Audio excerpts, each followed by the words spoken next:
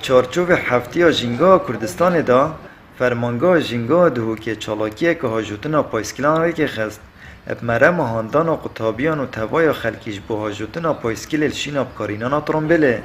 جماره که باش یا پایسکیلان هاتبونه آماده کرن و بدهان قطابی ورزشوان و گنج بجداری به چالاکیه بون و که پنگاوه که گرنگ یا پارستنا جنگه اف چالاکی هاتی انجام دان ناف حرم زنکا دهو که دابو که ما چندین پایسگل ما حاضر کربون که رومالا که تایبت بیتا دست بکرن مرا مامه اثره که اوه که هوشیاری ناف قطابی دا بلاوه بکن که حاضرتنا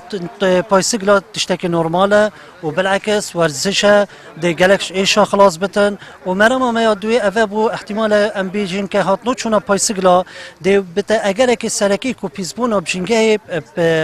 واری هوای داب کم و بتن هاجتنا تنبیلا کم و بود دیجنگه جی پاکش بتن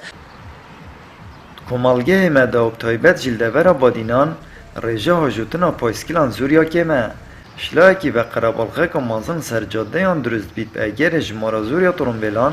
شلایکی دیجی و گلک شوالاتیان شرمت کن و هاجتنا پایسکیلی نبوید یاردک آسایی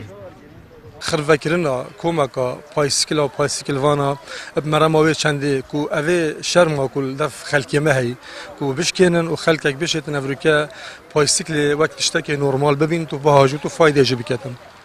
دزدانا که شازده تو شپرک اوه ورزشی دزد بینی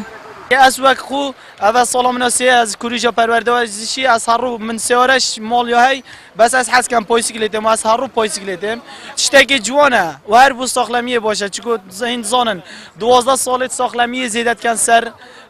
لش مروفی و هر وصا جنگه پتر دیده پاراستن و هر وصا اقتصادی اجی